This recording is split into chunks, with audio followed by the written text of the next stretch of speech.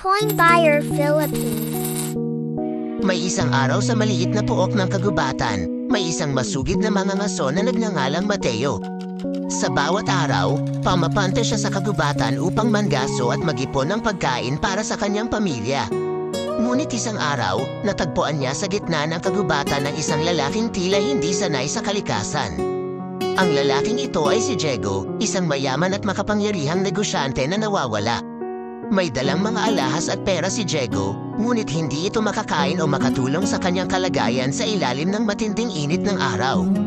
Hinikayat ni Mateo si Diego na sumama sa kanya at itaguyod ang kalakasan para makahanap ng daan palabas ng kagubatan.